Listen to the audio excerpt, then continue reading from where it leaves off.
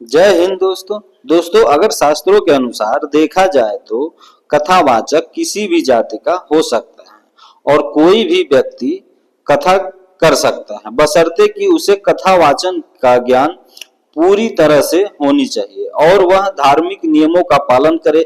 सबसे मुख्य बात यह है कि कथावाचक को शास्त्र कथा और संबंधित विषयों की अच्छी तरह से ज्ञान होना चाहिए। दोस्तों कथावाचक ऐसा होना चाहिए जो धार्मिक ग्रंथों का ज्ञाता हो, यानी नैतिक रूप से शुद्ध होना चाहिए और कथा सुनने वाले को कला में निपुण होना चाहिए। दोस्तों नमस्कार प्रणाम, आप सभी देख रहे हैं स्टोरी वाइज और मैं हूं चंदन। दोस्तों ऐसे वीडियो देखने के लिए हमारे चैनल को जरूर सब्सक्राइब कीजिएगा ताकि जब भी कोई वीडियो डाले तो आपके पास तुरंत पहुंच जाए। दोस्तों अब सवाल यह है कि क्या क्षत्रिय पुरुष श्रीमद् भागवत कथा की कथावाचक हो सकता है? तो बिल्कुल दोस्तों, क्योंकि जितने भी कथावाचक स्त्री या पुरुष हैं उनकी जाति की अगर एक बार खोज कर लो तो उसके बाद प्रश्न का जवाब अपने आप सभी को मिल जाएगा। क्योंकि दोस्तों क्षत्रिय तो बहुत बड़ी बात है, अब ज्यादातर पिछड़ी जाति के लोग ही इस पेशे में आ गए हैं और उसमें से अधिकतर लोग अपने विद्यार्थी जीवन में ही भागवत गीता का ज्ञान लेना शुरू कर दिए थे। और दोस्तों कुछ लोग तो आईआईटी विज्ञान एनआईटी के छात्र रहे हैं, क्योंकि दोस्तों ये लोग पढ़ने में पूरी तरह से असफल रहे होंगे तभी इस पेशे में कूद पड़ते हैं। और दोस्तों साधु संत महंत आदि के जाति का समीकरण उनके पेशों से मेल नहीं खाता, क्योंकि ब्राह्मण अधिकतर कथावाचक नहीं है। दोस्तों जिस किसी भी व्यक्ति को अगर धर्म में मन है और प्रभु की शरण में आना चाहता है तो जाति धर्म का कोई मायने नहीं रखता, क्योंकि दोस्तों कोई भी इसमें आ सकता है। लेकिन मुख्य बात यह है कि अगर कथावाचक शास्त्र ज्ञान से भरपूर हो और तमोगुणी न हो और लालची न हो और जबरदस्ती दान लेने वाला व्यक्ति न हो तो वही व्यक्ति एक पवित्र कथावाचक हो सकता है। दोस्तों श्रीमद् भागवत की कथावाचक होने के लिए ब्राह्मण होना जरूरी नहीं, क्योंकि कथावाचक कोई भी हो सकता है। दोस्तों हम लोग ब्राह्मण नहीं है पर मेरे घर में मेरे बाबा भागवत की कथावाचक थे। दोस्तों अब सवाल यह है कि आखिर क्या भागवत कथा सुनने से सभी को मोक्ष मिल सकता है?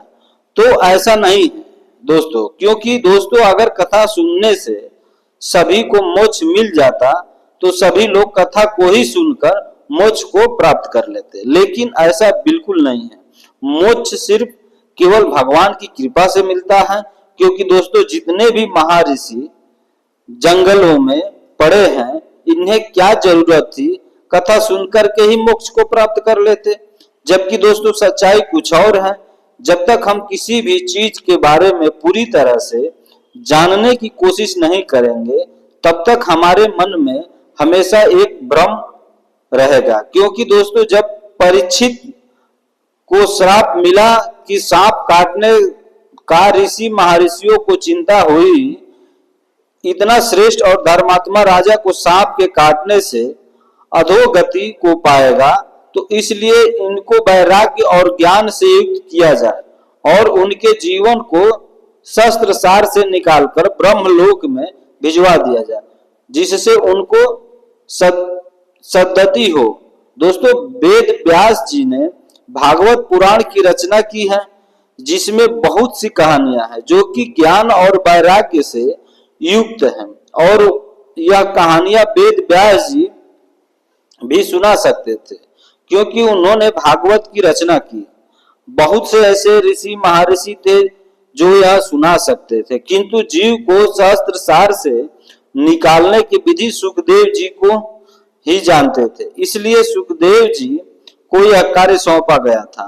और दोस्तों सुखदेव जी व्यास जी के पुत्र थे, और आप भागवत के अंत में देखेंगे तो उसमें साफ स्पष्ट रूप से लिखा हुआ है कि जब तक्षक उन्हें डसने के लिए आया तो उससे पहले ही उनका जीव ब्रह्मा जी से मिल चुका था। दोस्तों शास्त्र सार से निकलकर आत्मा ईश्वर ब्रह्मा में मिला जा सकता है, किंतु परमात्मा तक पहुंचने के लिए कोई भी क्रिया नहीं है, वह केवल उसकी कृपा पर ही निर्भर करता है। दोस्तों किंतु इस बात को यह कथावाचक नहीं बताते हैं और वह सिर्फ भ्रमित करते हैं कि कथा सुनने से ही मुक्ति मिल जाएगी। दोस्तों यह सब कथा के नाम पर जनता का धन को दोहन करते हैं और जानकारी जीव की भी नहीं देते हैं। दोस्तों वह ज्ञान और वैरागी की कथाएं सुनाते हैं, किंतु उनकी निगाहें आपके चढ़ावे हुए धन पर सिर्फ रहती है कि कौन व्यक्ति कितना चढ़ा रहा है। और दोस्तों ज्ञान वैराग्य अपने ऊपर लागू नहीं करते और यह दूसरे को त्याग की कहानियां सुनाते रहते हैं। अब दोस्तों आप ही सोच कर देख लीजिए कि जब सुनाने वाला पर कोई असर नहीं हो रहा है तो सुनने वाला पर उसको कैसा असर हो जाएगा। दोस्तों यह सीधे उस गिद्ध की तरह है जो कि आसमान में ऊंची उड़ान भरता तो है, किंतु उसकी निगाह मरे हुए जानवर पर ही रहती है और मरे हुए जानवर को देखते ही वह उस पर टूट पड़ते हैं। दोस्तों किसी के दिल को दुखाना हमारा मकसद नहीं है, लेकिन सच बात की जानकारी होना भी बहुत जरूरी है। दोस्तों ज्ञान देना अच्छी बात है, किंतु धर्म के नाम पर किसी भी व्यक्ति को भ्रमित करना अत्यंत निकृष्ट कर्म है। और भी बहुत सी बातें हैं जिन्हें हम बोलना नहीं चाहते, नहीं तो आप लोग कहेंगे कि आलोचना करते हैं, किंतु सच्चाई ऐसी है तो मैं क्या करूं। दोस्तों अब सवाल यह है कि क्या अगर कोई व्यक्ति श्रीमद् भागवत पढ़ता है तो क्या उसे भगवान के बारे में संपूर्ण ज्ञान प्राप्त हो जाएगा? तो जी नहीं, ऐसा बिल्कुल भी जरूरी नहीं है दोस्तों, क्योंकि केवल पढ़ने से ही सब कुछ समझ में आ जाएगा। तो ऐसा बहुत बार होता है कि हम किसी चीज को बार बार पढ़ते हैं और उस पर हम कभी अमल नहीं करना चाहते हैं, और अगर मान लिया जाए कि आपको समझ में आ भी जाए तो उसमें आत्मसात करके उसे जीवन में उतार लिया जाए। ऐसा आपके जीवन में कितनी बार होता है? तो दोस्तों ऐसा कितने ही लोग हैं जो रोज रामायण या रामचरितमानस का कोई न कोई कांड या गीता का कोई न कोई अध्याय नियमित रूप से पढ़ते हैं और उसके बाद फिर अपने ही नौकरों के ऊपर चिल्लाते रहते हैं और कुछ नहीं तो अपने ही बच्चों को डांटते रहते हैं, भिखारी को तो कोसते रहते हैं। और यही नहीं दोस्तों, हम सड़क पर गंदगी देखकर वहीं थूक करके सरकार को गाली देते हैं और कतार में खड़े होने से बचने के लिए बाबू को रिश्वत देने की कोशिश भी करते हैं। जो राजनीतिक दल की सोच वाली चैनल नापसंद करते हैं उस पर तो अपनी बातों की लाठियां चलाते हैं, जैसे लगता है कि आपका सब कुछ ले लिए हैं। यही नहीं, पड़ोसी से किसी अन्य पड़ोसी की बुराई करते हैं और कॉलोनी की लड़कियों के पहनावे पर टिप्पणियां करते हैं। चाय में चीनी कम होने पर घर वालों पर बरसते हैं और दिन का अंत दुनिया को बुरा बताकर करते हैं। और दोस्तों अगले ही दिन फिर नहा धोकर पुराण वाच लेते हैं और फिर वही सब कुछ दिनचर्या से जुड़ा रहता है। तो इन्हें रोज पढ़ने से भी कोई ज्ञान प्राप्त नहीं होने का मतलब नहीं होता है। दोस्तों कहने को तो संस्कृत की पंक्तियां हैं, संपूर्ण जीवन का सार हैं इनमें, लेकिन पढ़ने समझने से ज्ञान आ जाए ऐसा बहुत कम ही होता है। दोस्तों पढ़ने में जितना आसान लगता है और बात भी उतनी ही आसानी से समझ में आ जाती है, तो हमने इसे पढ़ लिया और समझ भी लिया, लेकिन दोस्तों फिर भी हम बुरा मान गए क्योंकि वर्मा जी की बेटी पिंकी के जन्मदिन पर हमने 2500 का गेम दिया था और उन्होंने हमारे बिल्लू को सेल के खरीदे कपड़े दिए जो 1000 से भी कम के होंगे। और पिछले दिन अनाथालय में को मैंने कुछ दान दिया था, लेकिन पड़ोसियों से मिलना नहीं हुआ तो इसकी चर्चा भी नहीं कर पाया। वो सारे पैसे वेस्ट हो गए। सक्सेना जी ने अपनी पत्नी को करवा चौथ पर बनारसी साड़ी और जड़ाऊ सेट गिफ्ट किया, और हम एक हैं कि कभी सगाई की साड़ी और कभी शादी का लहंगा पहनकर चुपचाप इतनी मेहनत की थी मीटिंग के लिए, और मिला क्या बॉस? बस एक गुड जॉब। भाड़ में जाए ऐसी मेहनत। ओए पिंटू, चंदा मांगने वाले आए तो कह देना पापा शहर से बाहर गए। भिखारी कही के खान साहब अगर आपके लड़के की नौकरी लगवा दे तो अपनी भैंस का ताजा दूध तो मैं खुद रोज आपके घर पहुंचा दिया करूंगा। मेरे बेटे को कैसे फेल किया, इस टीचर को तो मैं बताता हूँ। हमारी सनी कभी कोई गलत काम कर ही नहीं सकता।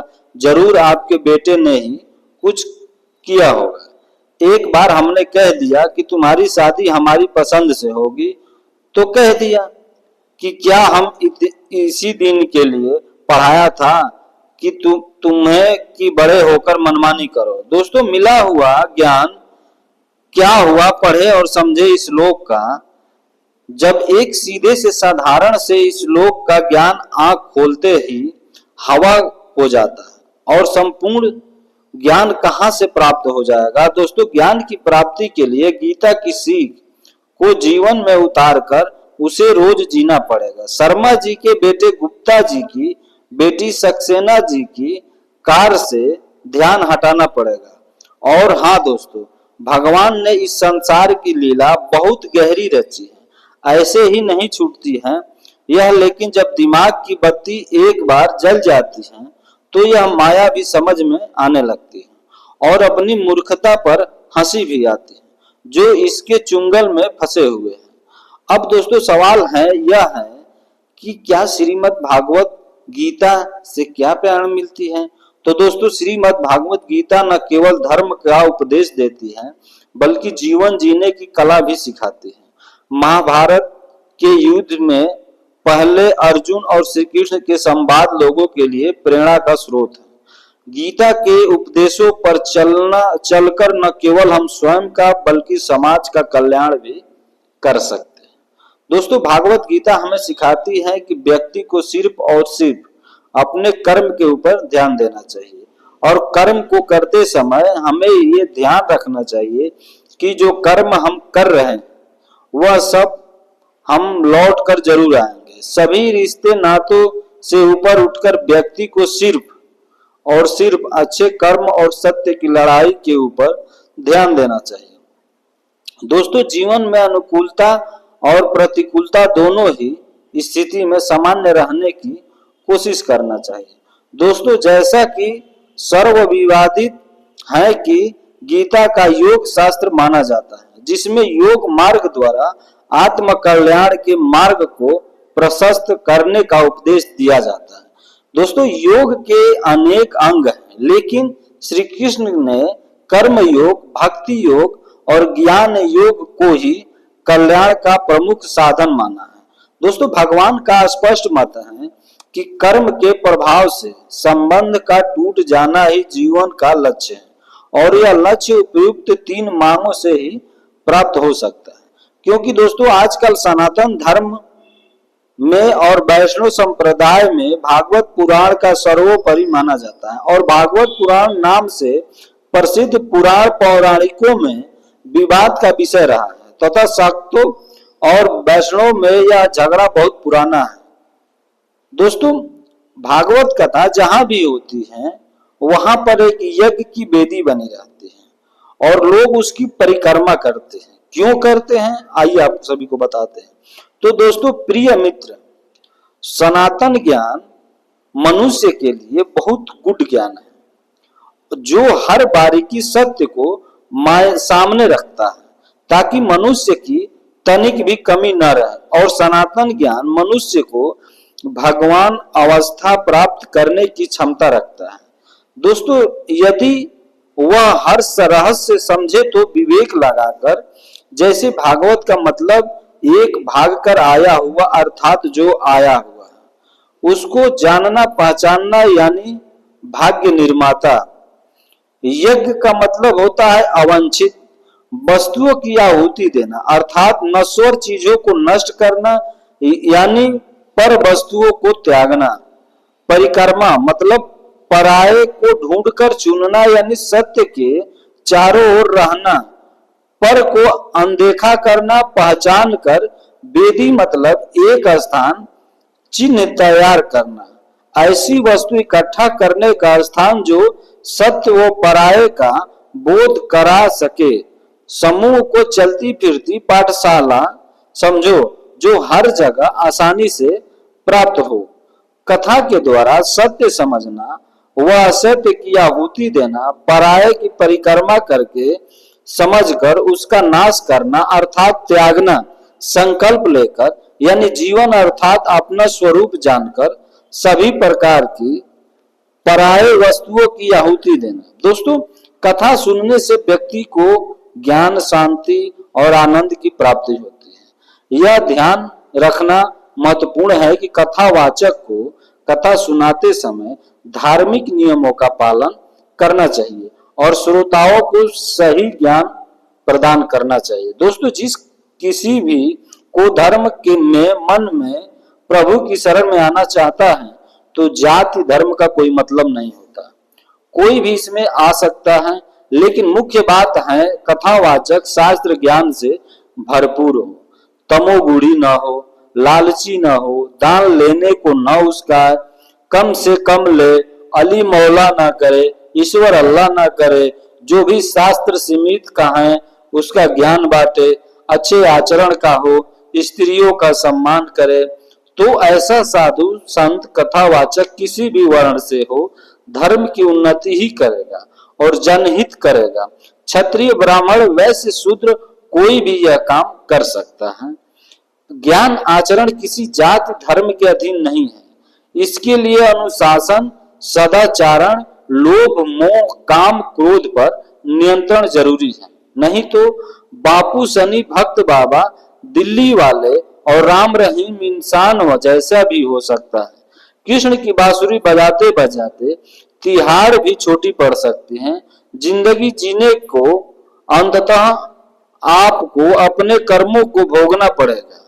दोस्तों, अगर आप सभी को हमारी वीडियो अच्छी लगी है तो एक लाइक तो बनता है, और दोस्तों हमारे चैनल को जरूर सब्सक्राइब कीजिएगा ताकि जब भी कोई वीडियो डाले तो आपके पास तुरंत पहुंच जाए। बाकी दोस्तों, हम सभी सनातनी को श्रीमद् भागवत पुराण से सीख लेना चाहिए या नहीं, आप लोगों को कमेंट करके जरूर बताइएगा, क्योंकि आप सभी का एक एक कमेंट हमारे लिए बहुत महत्वपूर्ण है।